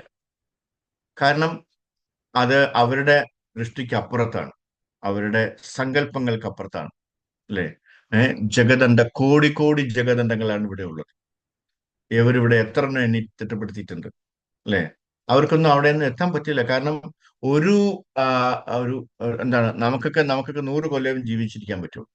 ഈ 100 കൊല്ലം മതിയാവില്ല മറ്റു ഗ്രഹങ്ങളിലേക്ക് പോകാനായിട്ട്, അല്ലെ. ഇനി എത്രയൊക്കെ സ്പീഡുള്ള റോക്കറ്റ് ആണെങ്കിലും ഒരു 200, 300, 500 വർഷമെങ്കിലും പിടിച്ചാലേ മറ്റൊരു ഗ്രഹത്തിലേക്ക് സ്വാഭാവികമായിട്ടും പോകാൻ പറ്റുള്ളൂ, അല്ലെ. അപ്പൊ ഇവരൊക്കെ ഈ ഈ ഈ ഈ ജനിച്ചിരിക്കുന്ന അവസരങ്ങളുടെ ഇടയ്ക്ക്, അതായത് 10 കൊല്ലം അല്ലെങ്കിൽ 1 കൊല്ലം കൊണ്ട്, അല്ലെങ്കിൽ 3 കൊല്ലം, അല്ലെങ്കിൽ 1 മാസം കൊണ്ട്, അല്ലെങ്കിൽ 10 ദിവസം കൊണ്ടൊക്കെ ഇവർ മറ്റൊരു ഗ്രഹത്തിലേക്ക് എത്തി എന്ന് പറഞ്ഞാൽ നമുക്കത് എങ്ങനെ വിശ്വസിക്കാൻ പറ്റും, അല്ലേ. നമ്മളെ ഒരു അല്പം ബുദ്ധി അതിൽ പ്രകടിപ്പിക്കണം, അല്ലേ. കാര്യം എന്താണ്, നമുക്ക് വിശ്വാസമുള്ളത് നമ്മുടെ ഈ ഗ്രന്ഥങ്ങളാണ്. എന്താണ്, ബ്രഹ്മസംഹിതയിൽ പറയുന്നത് ജഗദണ്ഡ കോടി, അല്ലെ. കോടിക്കണക്കിന് ജഗതങ്ങളുണ്ട്, അല്ലെ, ജഗത്തുകളുണ്ട്, എണ്ണമറ്റ ഗ്രഹങ്ങളാണ്. യശ്യ പ്രഭാ പ്രഭവതോ ജഗദണ്ഡ കോടി കോടീശ്വശേഷ വസുധാതി വിഭൂതി ഭിന്നം, അല്ലെ. ഭക്തി ബ്രഹ്മസംഹിതയിൽ പറയുന്നത് ഓരോ ഗ്രഹത്തിനും വ്യത്യസ്തമായ അന്തരീക്ഷമുണ്ട്. അവർ ഒരേ തരത്തിലുള്ളവരല്ല. അതിനാൽ ചന്ദ്രന്റെ അവിടെ കൊണ്ടുവച്ചു ഓരോ ഗ്രഹത്തിനും വ്യത്യസ്തമായ അന്തരീക്ഷമുണ്ട്. അവർ ഒരേ തലത്തിലുള്ളവരല്ല. അതിനാൽ ചന്ദ്രന്റെ അന്തരീക്ഷം വ്യത്യസ്തമാണ്. വൈദിക സാഹിത്യങ്ങളിൽ എല്ലാ വിവരങ്ങളും നമുക്ക് ലഭിച്ചിട്ടുണ്ട്. ഇത് വളരെ തണുപ്പാണ്. ചന്ദ്രഗ്രഹത്തിലെ താപനില 200 ഡിഗ്രിയിൽ താഴെയാണെന്ന് ചില ശാസ്ത്രജ്ഞന്മാർ പറഞ്ഞതായി, അല്ലെ, നമുക്കറിയാം. അവർ പറഞ്ഞു 200 ഡിഗ്രി നല്ല തണുപ്പാണ്. അതിനാൽ എല്ലാ വിവരങ്ങളും ചന്ദ്രഗ്രഹം വളരെ തണുപ്പുള്ളതാണെന്നും, ഒരു സെക്കൻഡ്,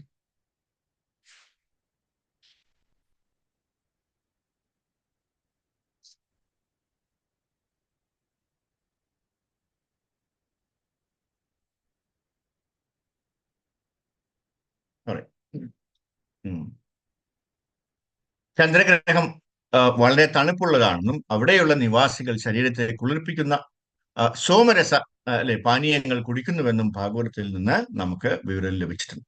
ചന്ദ്രഗ്രഹം അവർ 10,000 വർഷം ജീവിക്കുന്നു. അതിനാൽ ഇപ്പോൾ അവർ പറയുന്നു അവിടെ ജീവനില്ല.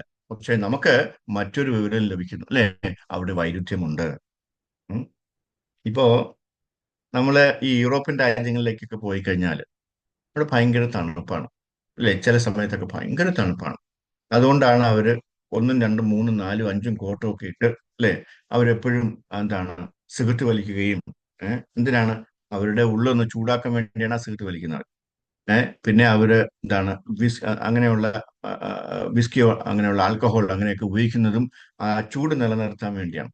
അല്ലെങ്കിൽ അവർ തണുത്ത് വിറച്ച് മരിച്ചു പോകും, അല്ലെ. അവർക്കൊക്കെ അതാവാം, സമ്മതിച്ചിട്ടുണ്ട്. അത് കണ്ടിട്ടാണ് ഒരു തണുപ്പും ഇല്ലാത്ത നമ്മളെ ഇന്ത്യക്കാര് ഇതൊക്കെ സേവിച്ചു തുടങ്ങിയത്. വല്ല ആവശ്യമുണ്ടോ?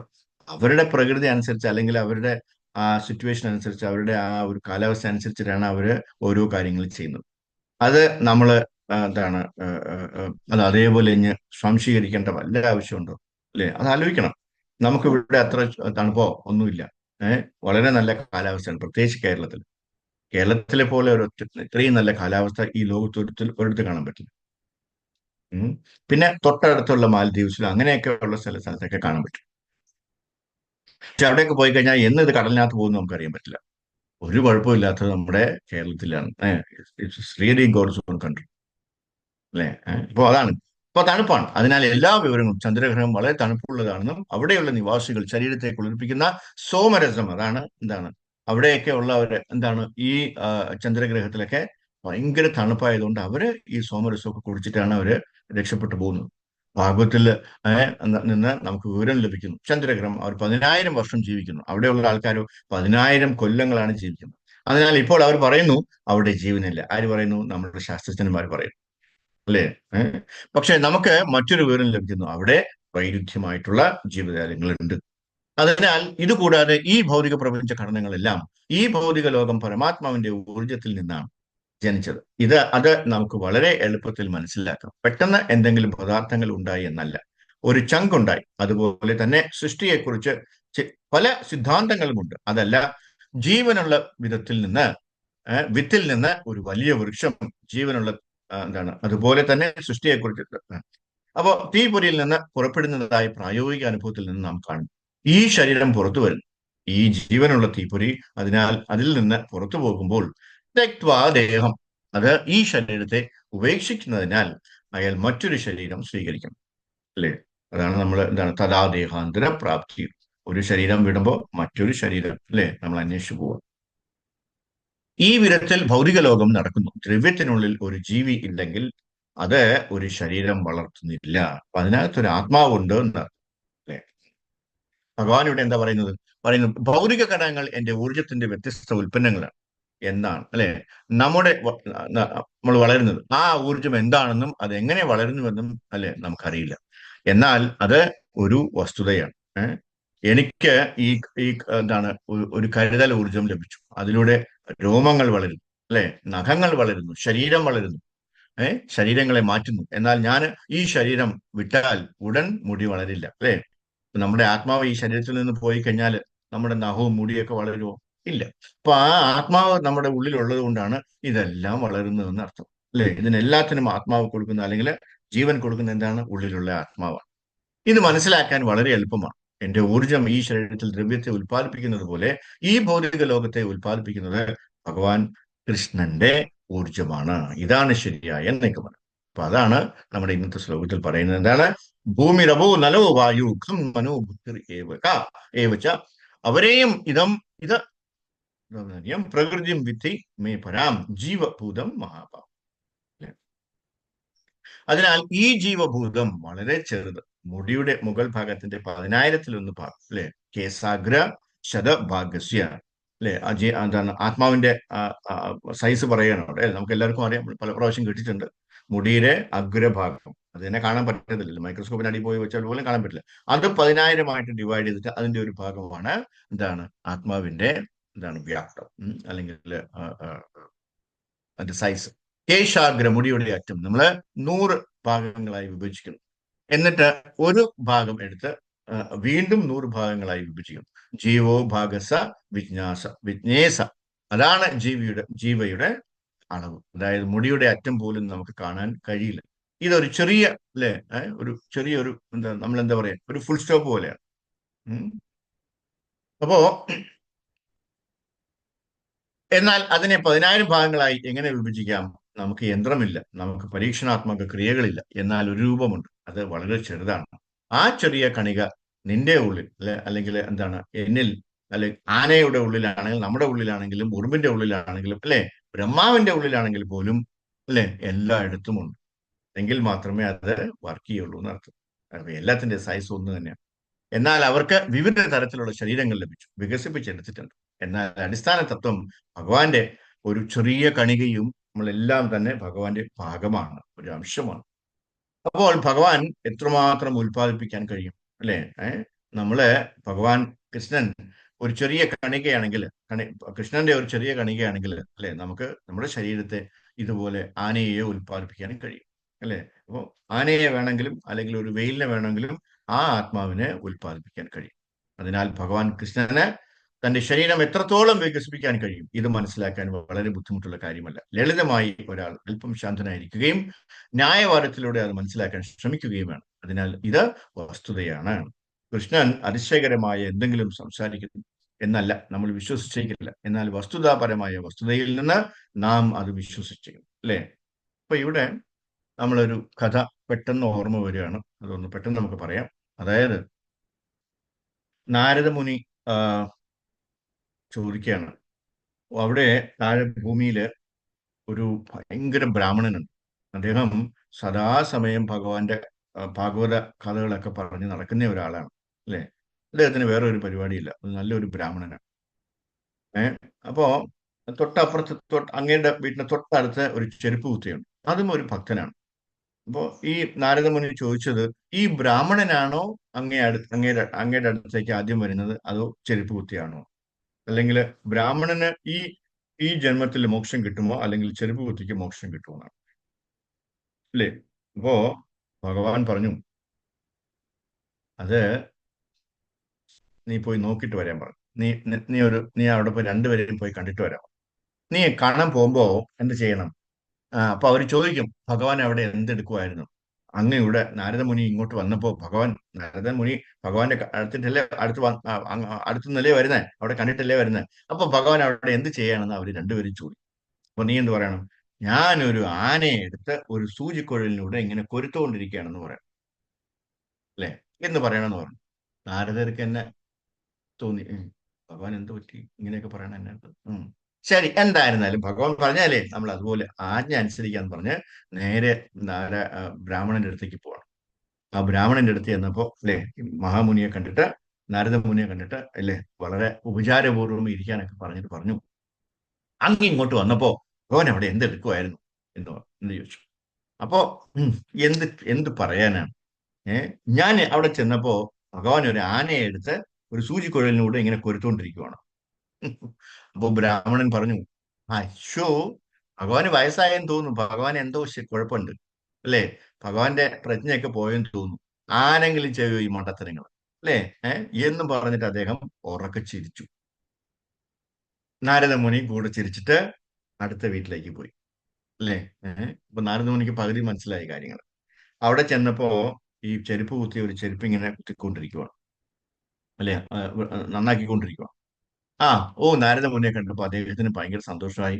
ആ ഭൂമിഷ്ഠ അവിടെ ഉള്ള സ്ഥലത്ത് ഇരുത്തിയിട്ട്, അല്ലെ, കുറച്ച് പഴങ്ങളൊക്കെ കൊണ്ട് കൊടുത്തിട്ട് അങ്ങ് കഴിച്ചാട്ടെ എന്ന് പറഞ്ഞു. അങ്ങനെ സംസാരിച്ചിരിക്കുമ്പോൾ അദ്ദേഹം ചോദിച്ചു, ഈ ചെരുപ്പ് കുത്തിച്ച് ചോദിച്ചു, അങ്ങ് ഇങ്ങോട്ട് വന്നപ്പോ ഭഗവാൻ അവിടെ എന്തെടുക്കുമായിരുന്നു ചോദിച്ചു, അല്ലെ? അപ്പോ എന്താണ്, നാരദ മുനി പറഞ്ഞു, എന്ത് പറയാനാണ്, ഞാൻ അവിടെ ചെല്ലുമ്പോ ഭഗവാൻ ഒരു ആനയെ ഇങ്ങനെ ഒരു സൂചിക്കുഴലിലൂടെ ഇങ്ങനെ കൊരുത്തുകൊണ്ടിരിക്കുകയാണെന്ന് പറഞ്ഞു. ആണോ?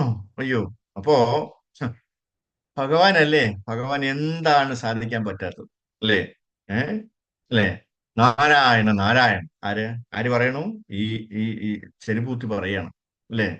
ഒരു ചെറിയ ഒരു സീഡിൽ നിന്ന്, ഒരു വിത്തിൽ നിന്ന് ഇത്രയും വലിയൊരു ആൽമരം കിളിർപ്പിക്കാൻ പറ്റുന്ന ആ ഭഗവാന് ഒരു ആനയെ ഒരു സൂചിക്കുഴലിലൂടെ ഇങ്ങനെ കൊരുത്തെടുക്കാന്ന് പറയുന്ന ഒരു പ്രശ്നമേ അല്ല. അപ്പോ നാരദമുനിയുടെ കണ്ണിങ്ങനെ തള്ളി വന്നു.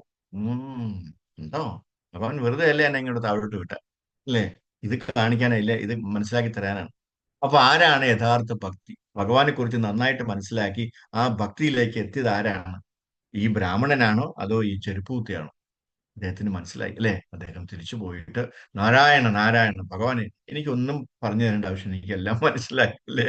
ആ ബ്രാഹ്മണൻ ഈ അടുത്ത കാലത്തും ഇങ്ങോട്ട് വരൂല എന്ന് എനിക്ക് വളരെ ബോധ്യപ്പെട്ടു, അല്ലെ? ആ ചെരുപ്പ് കുത്തിയെ കുറിച്ച് പറയാനില്ല എനിക്ക് വാക്കുകൾ എന്ന് പറഞ്ഞു. ഉം. അതാണ്, അല്ലെ? അത് ആ ഒരു വിശ്വാസമാണ് ആർക്ക് വേണ്ടത്? നമുക്ക് എല്ലാവർക്കും വേണ്ടത്. ഭഗവാനെ കൊണ്ട് സാധിക്കാത്ത ഒരൊറ്റ കാര്യം പോലും ഈ ഭൂമുഖത്തില്ല. ഉം. നമ്മളത് വിശ്വസിക്കണം. യോനി ഭൂതാനി സർവാണിത്ര ഉപധാരയ അഹം അഹം കൃഷ്ണസ്യ ജഗത പ്രഭവ പ്രളയസ്തത. ഇത് മറ്റൊരു നിർദ്ദേശമാണ്. ഇതെല്ലാം ഏതാത് യോനി, 84 ലക്ഷം രൂപങ്ങളോ ജീവ ആ, ജീവജാതികളോ ഉണ്ട്. അതിനാൽ കൃഷ്ണൻ പറയുന്നു, അവ ഈ ശ്രേഷ്ഠമായ ഊർജത്തിന്റെയും താഴ്ന്ന ഊർജത്തിന്റെയും ഭൗതിക ഊർജത്തിന്റെയും ആത്മീയ ഊർജത്തിന്റെയും സംയോജനം. രണ്ട് ഊർജങ്ങൾ, ദ്രവ്യത്തിന്റെ സംയോജനത്തിലൂടെ നാം ഏതെങ്കിലും ഉൽപ്പാദിപ്പിക്കുന്നത് പോലെ നമുക്ക് ആത്മീയ ഊർജം ഉൽപ്പാദിപ്പിക്കാൻ കഴിയില്ല. അത് സാധ്യമല്ല. കാരണം അത് കൃഷ്ണന്റെ ഭാഗമാണ്. ഈ മെറ്റീരിയൽ ഘടകങ്ങളുടെ നമുക്ക് കൈകാര്യം ചെയ്യാൻ കഴിയും. നമ്മൾ ഭൗതിക ഘടകങ്ങളിൽ നമ്മളെ കുറച്ച് ഭൂമിയോ കുറച്ച് മരമോ കുറച്ച് കല്ലോ മറ്റ് ചില വസ്തുക്കളോ ശേഖരിച്ച് ഒരു വലിയ കെട്ടിടം ഉണ്ടാക്കാം, അല്ലെ? വളരെ ബംഗ്ലാവായിട്ട് ഉള്ളൊരു കെട്ടിടം ഉണ്ടാക്കാം. അപ്പോൾ നമുക്ക് ഒരു അമ്പരചുംബി കെട്ടിടം സൃഷ്ടിക്കാനായിട്ട് കഴിയുമെങ്കിൽ എന്തുകൊണ്ട് ഭഗവാന് ഈ പ്രപഞ്ചം മുഴുവൻ സൃഷ്ടിച്ചുകൂടും, അല്ലെ? നിസ്സാരനായിട്ടുള്ള നമുക്ക്, മനുഷ്യരായിട്ടുള്ള നമുക്ക് ഇങ്ങനെയുള്ള മൾട്ടി സ്റ്റോറി ബിൽഡിങ്സ് ഒക്കെ ഉണ്ടാക്കാൻ പറ്റുമെന്നുണ്ടെങ്കിൽ ഭഗവാന് ഇതിന്റെ അപ്പുറത്ത് എന്തുകൊണ്ട് ചെയ്യാൻ പാടില്ല എന്നാണ് നമ്മൾ ചിന്തിക്കേണ്ടത്. എന്താണ് വ്യത്യാസം? എന്തുകൊണ്ടാണ് നമുക്ക് ഈ പ്രസ്താവനയെ വിശ്വസിക്കേണ്ടത്? ഞാനൊരു ചെറിയ കണികയാണെങ്കിൽ എനിക്ക് വലിയ വലിയ പാലങ്ങൾ, വലിയ വലിയ വീടുകൾ എന്നിങ്ങനെ പലതും സൃഷ്ടിക്കാൻ കഴിയും. അതിനാൽ ഭഗവാൻ കൃഷ്ണൻ പൂർണ്ണ ആത്മീയ, അല്ലേ, മാനാണ്. എന്താണ് കാരണം? അദ്ദേഹം പൂർണ്ണ ആത്മീയ സത്വമാണ്. നമ്മള് കേവലം ഭാഗവുമാണ്. നമ്മൾ അതിന്റെ ഒരു ഭാഗം മാത്രം. നിത്യോ നിത്യാനാം. ഭഗവാനും, അല്ലെ, അദ്ദേഹം ജീവാത്മാവ്, എല്ലാവരും. അവൻ വ്യക്തിത്വമില്ലാത്തവനല്ല, അല്ലെ? ഭഗവാൻ വ്യക്തിത്വമുള്ളവളാണ്. നാം ആണെങ്കിലോ വെറും ഒരു വ്യക്തിയാണ്, ഒരു ചെറിയ അളവിലുള്ള ആത്മാവ്. നമുക്ക് നമ്മുടെ വ്യക്തിത്വം ലഭിച്ചു, ഏറ്റവും വലിയ ആത്മീയ മൊത്തത്തിൽ, അല്ലെ? ഭഗവാൻ എന്തിനാണ് വ്യക്തിത്വമില്ലാത്തവർ ആകുന്നത്, അല്ലെ?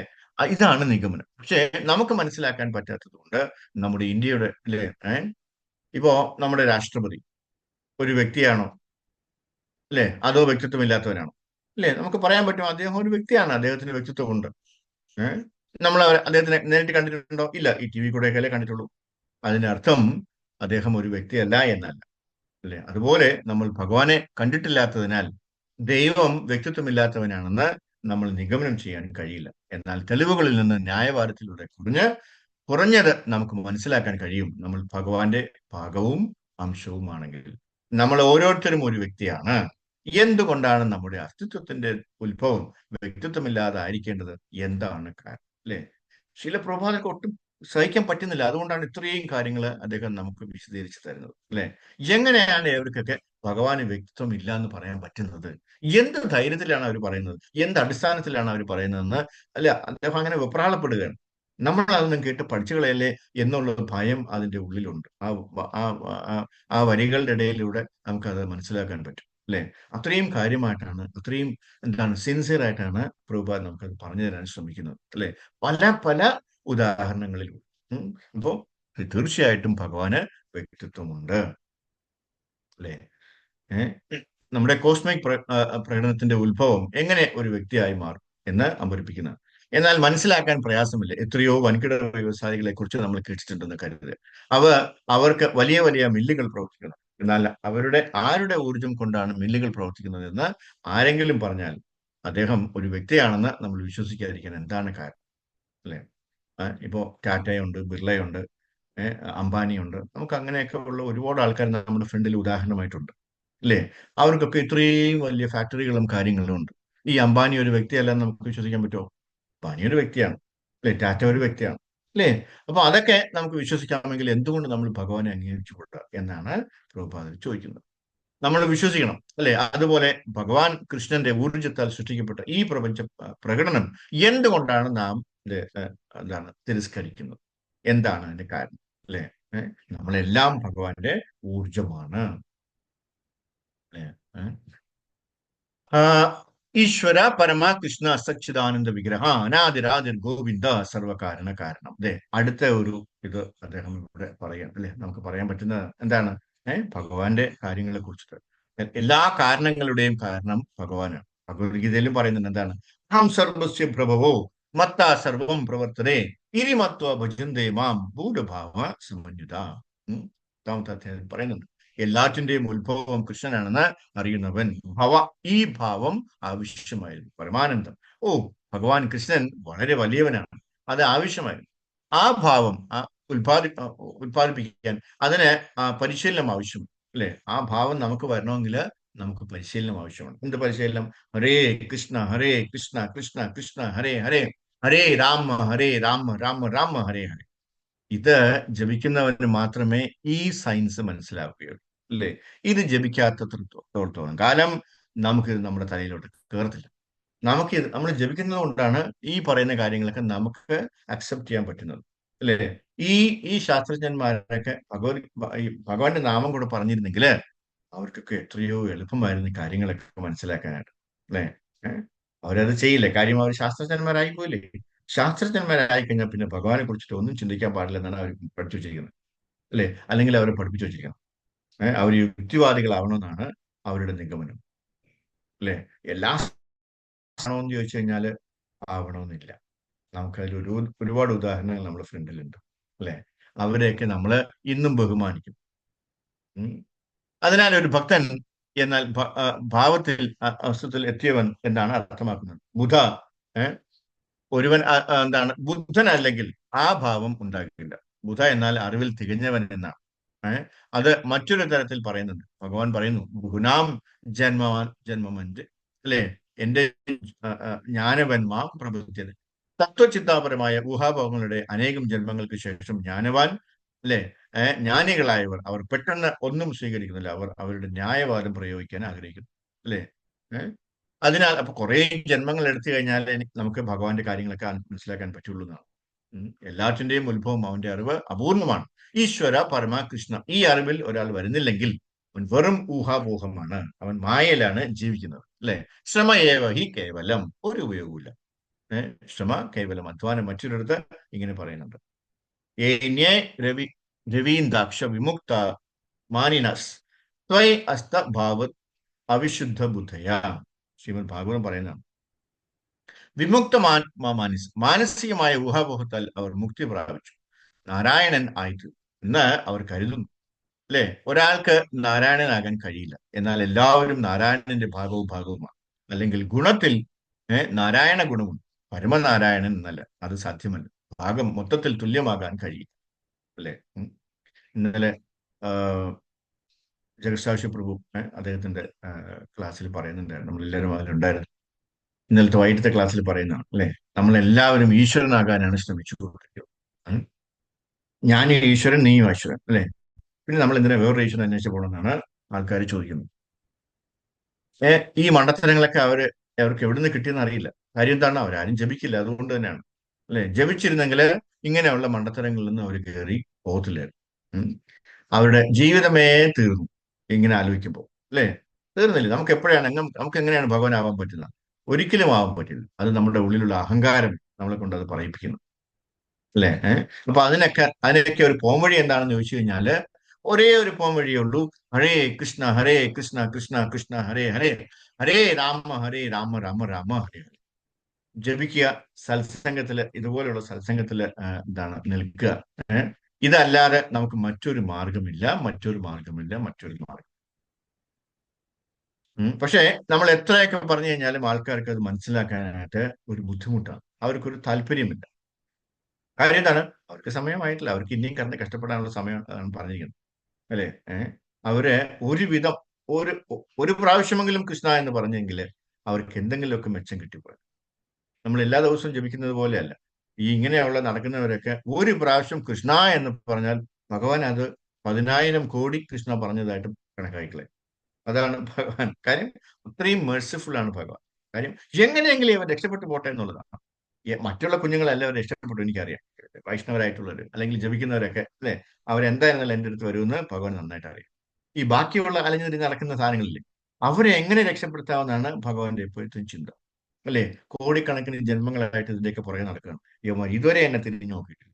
പക്ഷെ അപ്പൊ നമ്മളിങ്ങനെ, അല്ലെ, ഒരു കടയിൽ പോയിട്ട് ഹരേ കൃഷ്ണ എന്ന് പറയുമ്പോൾ അവനും, അല്ലെ, ഹരേ കൃഷ്ണ എന്ന് എന്താണ് വളരെ മോശമായിട്ട് അല്ലെങ്കിൽ മ്ലേച്ഛമായിട്ട് അല്ലെങ്കിൽ എന്താണ് പാരിഹാസ്യമായിട്ട് പരിഹസിച്ച് പറഞ്ഞാൽ പോലും ഭഗവാൻ അത് അവൻ 1 കോടി പ്രാവശ്യം പറഞ്ഞതായിട്ട് കണക്കാക്കി സ്വീകരിച്ചോളെ.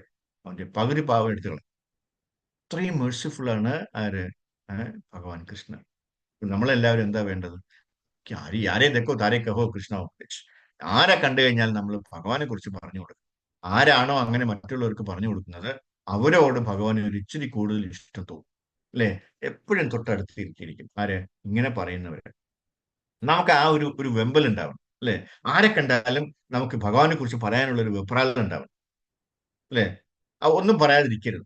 കാര്യം ആ ഒരൊറ്റ പറച്ചിലായിരിക്കും ചിലപ്പോൾ അവരുടെ ജീവൻ തന്നെ രക്ഷപ്പെടും. നമ്മൾ ആരെയും വലുതായിട്ടോ ചെറുതായിട്ടോ കണക്കാക്കാൻ പാടില്ല. ആരാണിത് പ്രതീക്ഷിച്ചിരിക്കുന്നത് നമുക്കറിയില്ല, അല്ലെ? പലരും ദാഹിച്ചിരിപ്പുണ്ട്. ഇങ്ങനെ ഒരു അമ്പലം ഇവിടെ ഉണ്ടെന്ന് പലർക്കും അറിയത്തില്ല. തിരുവനന്തപുരത്തുള്ളവർക്ക് അറിയത്തില്ല. ആലപ്പുഴക്കാർ ഇവിടെ താമസിക്കുന്നുണ്ട്. അല്ലെ? അവർ ഈ അടുത്ത കാലത്താണ് അറിഞ്ഞത് ഇങ്ങനെ ഒരു അമ്പലമുണ്ട്. അവരിങ്ങനെ അന്വേഷിച്ച് നടക്കുകയായിരുന്നു, ഈ ഹരേകൃഷ്ണ പ്രസ്ഥാനത്തിന്റെ അമ്പലം എവിടെയാണ്. ആരും പറഞ്ഞു കൊടുത്തില്ല. കാര്യം അവരാരും ഇതുവരെ, അല്ലെ, എന്താണ്, അറിയുന്ന ഒരാളുടെ ഫ്രണ്ടിലോട്ട് എത്തിയിട്ടില്ല. ചിലപ്പോൾ ഒരു ഓട്ടോറിക്ഷക്കാരനോട് പറയുമ്പോഴായിരിക്കും, ചോദിക്കുമ്പോഴായിരിക്കും ആൾ പറയും, ഇങ്ങനെ ഹരേ കൃഷ്ണൻ ഹരേ രാമ അല്ലേ, ഇവിടെ ഉണ്ട്, ഇവിടെ പ്രാവശ്യത്തിലാണെന്ന് പറയും, അല്ലെങ്കിൽ പള്ളിച്ചിലാണെന്ന് പറയും. അവർ കൊണ്ടുവരും. പക്ഷെ നമ്മൾ ആരെങ്കിലും കണ്ടു കഴിഞ്ഞാൽ മിണ്ടത്തില്ല. പിന്നെ എങ്ങനെ നമുക്ക് മനസ്സിലാക്കാൻ പറ്റും? അപ്പൊ നമ്മൾ എന്താ ചെയ്യുന്ന വെച്ചാല്, ഇത് അറിയുന്നവര്, അല്ലെ, നമുക്ക് കിട്ടിയ ആ ഒരു സൗഭാഗ്യം, അല്ലെങ്കിൽ നമുക്ക് കിട്ടിയ ആ ഭാഗ്യം മറ്റുള്ളവർക്കും കൂടി ഷെയർ ചെയ്യാൻ ശ്രമിക്കും. നമുക്കത് ഒരിക്കലും നഷ്ടപ്പെടില്ല. നമ്മളത് ഷെയർ ചെയ്യുമ്പോൾ നമുക്കുള്ളത് കൂടി കൂടി കൂടി വരത്തതയോ, അല്ലെ, നമ്മുടെ ക്രെഡിറ്റ് കൂടി കൂടി വരികയാണ്. അതാണ് കൊടുക്കും തോറും കൂടുന്ന ഒരു കാര്യമാണ് ഭക്തി എന്ന് പറയുന്നത്. അല്ലെ, നമ്മൾ എന്തുമാത്രം ഭക്തി ഒരാൾക്ക് കൊടുക്കാൻ ശ്രമിക്കുമോ അത്രയും ഭക്തി നമുക്ക് കൂടിക്കൂടി വരും. നമ്മൾ അതിൽ ഒരിക്കലും നഷ്ടപ്പെടില്ല. അല്ലെ, നമ്മളെ അത് ഒരിക്കലും ചോർന്നു പോകത്തില്ല എന്നാണ് കാര്യം. നമ്മൾ അത് കൂട്ടിക്കൊണ്ടിരിക്കണം. അപ്പൊ കൂടാനുള്ള ഒരു വഴി എന്താണ്? മറ്റുള്ളവർക്ക് അത് പറഞ്ഞു കൊടുക്കാൻ ശ്രമിക്കുക. ആരെ കണ്ടാലും വിഷമിക്കുന്ന ഒത്തിരി ആൾക്കാർ ഈ ലോകത്തുണ്ട്. അവർക്ക് എല്ലാവർക്കും നമ്മളിത് ഷെയർ ചെയ്ത് കൊടുത്തു കഴിഞ്ഞാല്, അല്ലെ, അവര് രക്ഷപ്പെടും. അവര് രക്ഷപ്പെടുന്നത് കാണുമ്പോൾ ഭഗവാൻ നമ്മളില് എന്താണ്, സന്തോഷിക്കും. നമ്മൾ ഭഗവാനെ സന്തോഷിക്കാനല്ലേ ശ്രമിക്കുന്നത്, അല്ലെ? എല്ലാ ദിവസവും രാവിലെ എണീറ്റ് നമ്മൾ എന്താ വിചാരിക്കുക, ഇന്ന് ഞാൻ എങ്ങനെയാണ് ഭഗവാനെ സന്തോഷിപ്പിക്കുക? അപ്പൊ അതിന് പല വഴികളുണ്ട്. അതിൽ ഒരെണ്ണമാണ് യാരി ദേഖോ താരി കഹോ കൃഷ്ണ ഉപദേശ്, അല്ലെ? അത് ചെയ്യാൻ ശ്രമിക്കുക. Preaching is very very important. അല്ലെ, നമ്മൾ ആരെ കണ്ടു കഴിഞ്ഞാലും ഭഗവാനെ കുറിച്ച് നമ്മൾ പറഞ്ഞില്ലെങ്കിലും വേറെ ആരായി ഇത് ഭഗവാനെ കുറിച്ച് പറയാ, അല്ലെ? ഭഗവാനെ കുറിച്ചിട്ട് മറ്റുള്ളവരുടെ വേറെ ആരെ പറയാം? നമ്മൾ തന്നെ പറയാം. അപ്പൊ അതിനുവേണ്ടി ഓരോ അവസരവും നമ്മൾ നഷ്ടപ്പെടുത്തരുത്. എല്ലാവരും അക്സെപ്റ്റ് ചെയ്യണം എന്നുള്ളൊരു ഒരു ഒരു ഒരു എന്താണ്, ഒരു മുൻവിധിയോടുകൂടി നമ്മൾ ആരെയും സമീപിക്കുക, അല്ലെ? എല്ലാവരും റിജക്റ്റീവ് എന്ന് പറഞ്ഞ് തന്നെ, ഇപ്പൊ ഇയാളെ ചീത്ത പറഞ്ഞ് തന്നെ കൊല്ലും എന്ന് പറഞ്ഞിട്ട് വേണം തന്നെ പോകേണ്ടത്, അല്ലെ? നമ്മളെ കുറച്ച് കർമ്മമായാലും എടുത്തിട്ടുണ്ടെങ്കിൽ എടുത്തിട്ട് പൊക്കോട്ടെ. നമുക്ക് എന്തെങ്കിലും നഷ്ടമുണ്ടോ? ഇല്ലല്ലോ. ഭഗവാൻ അതിനുള്ള ഒരു അവസരം നമുക്ക് തന്നുകൊണ്ടിരിക്കുക, അല്ലെ? ഭഗവാൻ നമ്മളായിട്ട് കാണുന്നതല്ല, ഭഗവാൻ നമ്മുടെ ഫ്രണ്ടിലേക്ക് കൊണ്ട് നിർത്തുകയാണ്, തള്ളി ഊന്നി കൊണ്ട് നിർത്തുകയാണ്, അല്ലെ? ഈ കുതിരയെ പിടിച്ച് വലിച്ചുകൊണ്ട് ഈ പോണ്ടിന്റെ അടുത്തേക്ക് കൊണ്ടുവരുന്നത് പോലെ വളരെ കഷ്ടപ്പെട്ട് ഏതെങ്കിലുമൊക്കെ വഴി തെറ്റിച്ച് അവിടെ കൊണ്ടുവരികയാണ്, അല്ലെ? ഒരുപാട് കാര്യങ്ങൾ, മിറക്കിൾസ്, ഒരുപാട് കാര്യങ്ങൾ അങ്ങനെ നടക്കുന്നു, നമ്മളെ അറിവില്ലാതെ ഭഗവാനായിട്ട് ഭഗവാൻ ചെയ്യുന്നത്. നമുക്കത് അറിയാൻ പറ്റില്ല, നമുക്ക് ആരെയും അളക്കാൻ പറ്റില്ല, അല്ലെ? പക്ഷെ നമ്മളെ നമ്മുടെ നമ്മുടെ ധർമ്മം നമ്മൾ ചെയ്യുക. ആരെ കണ്ടു കഴിഞ്ഞാലും ഭഗവാനെ കുറിച്ച് പറഞ്ഞു കൊടുക്കാൻ ശ്രമിക്കുക. ഹരേ കൃഷ്ണ. എന്തെങ്കിലും ചോദ്യങ്ങളുണ്ടെങ്കിൽ ചോദിക്കാം, അല്ലെങ്കിൽ മനസ്സുണ്ടെങ്കിൽ പറയാം. ഹരേ കൃഷ്ണ. ഹരേ കൃഷ്ണ. പ്രഭു കൃഷ്ണ. ഹരേ കൃഷ്ണ മഹാരാജ്. ഹരേ കൃഷ്ണ. പ്രഭു, ഞാൻ ഈ പ്രഭു വീഡിയോ അല്ല റെക്കോർഡിങ് ഓഫ് ചെയ്യണേ.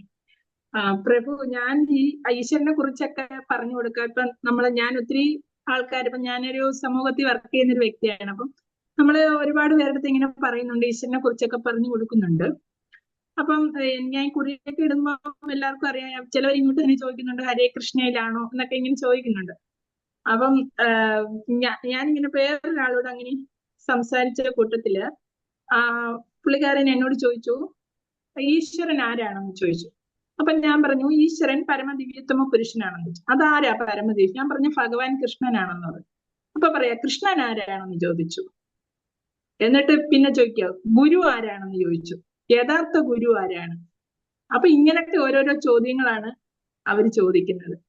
അപ്പൊ പെട്ടെന്ന് കൃഷ്ണനായപ്പോ ഞാൻ ആദ്യം പറഞ്ഞു, ഇങ്ങനെ പരമദിവ്യത്വം പുരുഷനാണ്, ഈശ്വരനാണ്, എല്ലാം പറഞ്ഞു. കൃഷ്ണൻ ആരാണ്? കൃഷ്ണൻ എന്ന പേര് എവിടുന്ന് വന്നു എന്നൊക്കെ ഇങ്ങനെയാണ് അവർ ചോദിക്കുന്നത്. അപ്പൊ അങ്ങനെയുള്ളവരോട് ഇപ്പൊ നമ്മള് എന്ത് പറയാനാണ് പ്രഭു? മാതാജി, ഞാനൊരു കഥ പറയാം, സമയമുണ്ടെങ്കിൽ. പ്രഭു ഓഫ് ചെയ്തല്ലേ? എന്റെ ഒരു ശിക്ഷാഗുരു ഉണ്ടായിരുന്നു.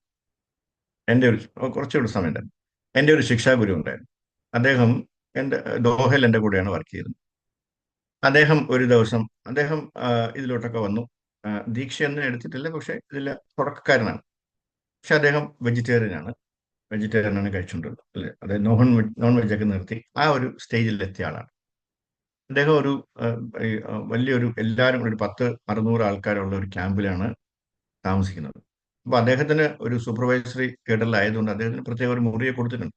ഒരു മുറിയിൽ അദ്ദേഹം ഒറ്റയ്ക്കാണ്. പക്ഷെ ഈ കിച്ചൺ കോമൺ ആണ്, എല്ലാവരും വന്നിട്ട് അവിടെ പാകം ചെയ്യണം. അപ്പോൾ ഒരു ദിവസം രാവിലെ ഇതുങ്ങളൊക്കെ എണിച്ച് വരുന്നതിന് മുമ്പേ അദ്ദേഹത്തിനുള്ളതെല്ലാം പാകം ചെയ്ത് നേരെ അങ്ങ് മുറിക്കകത്ത് കയറും. ബാക്കിയൊക്കെ വരുന്നതിന് മുമ്പ്.